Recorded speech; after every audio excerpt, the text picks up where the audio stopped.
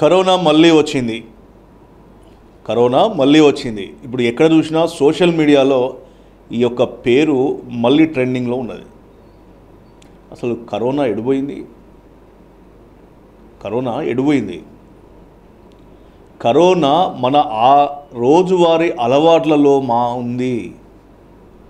మనము కోవిడ్ సమయంలో, లాక్డౌన్ సమయంలో రోజుకి 20 సార్లు చేతులు కడుక్కున్నాము, మాస్క్ కట్టుకున్నాము, ఎవరితో మాట్లాడినా దూరం ఉండి మాట్లాడినాము.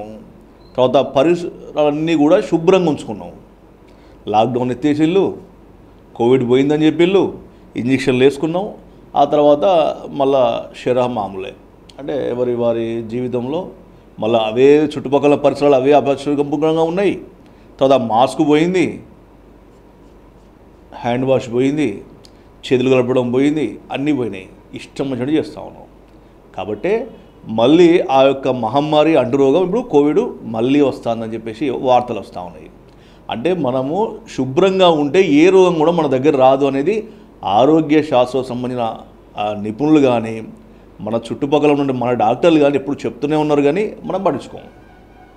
సో మొత్తానికైతే తెలంగాణలో తొలి కేసు అయితే నమోదైందని చెప్పి చెప్పుకోవచ్చు. ఇది హైదరాబాద్లోని కుకట్పల్లిలో ఓ డాక్టర్కు కరోనా నిర్ధారణ అయినట్టుగా అయితే ఒక వార్త అయితే వస్తూ ఉంది. సో ఆ తర్వాత మన తెలంగాణ రాష్ట్ర ప్రభుత్వం కానీ, తర్వాత ఈ యొక్క ఆరోగ్య శాఖకు సంబంధించిన అధికారులు కానీ ఎలా మరి స్పందిస్తారో చూడాలి. కోవిడ్ వచ్చిన సమయంలో మాత్రమే మేము మాస్కులు కట్టుకుంటాం, తర్వాత శానిటైజర్ వాడదామంటే మాత్రం తప్పది పూర్తిగా కూడా. ఎందుకంటే మనము ఆరోగ్యంగా ఉండాలంటే ఖచ్చితంగా కూడా ఆరోగ్య సూత్రాలు పాటించాల్సిందే. అది కోవిడ్ కావచ్చు, చికెన్ గున్యా కావచ్చు, లేకపోతే మరో ఇంకో అంటువ్యాధి కావచ్చు, ఏదైనా కానీ. ఎందుకంటే ఈరోజు ఒక వ్యక్తి నుంచి ఇంకో వ్యక్తికి సంక్రమించేటువంటి వ్యాధులు అనేకం ఉన్నాయి. అవి కొన్ని ప్రాణాలు తీసేటి అయితే, కొంత ఆరోగ్యపరంగా ఇబ్బందులు పెట్టేటువంటి అనేక రకమైన అంటువ్యాధులు ఉన్నాయి. అది ఏది అయినా కూడా ఇల్లు కానీ, మన పరిసరాలు కానీ ప్రతి ఒక్కటి పరిశుభ్రంగా ఉంచుకోవాలి. తర్వాత ఈ చేతులు కలుపుడు బంద్ చేయాలి. తర్వాత మాస్క్ పెట్టుకోవడం కూడా ఖచ్చితంగా వాడాల్సిందే.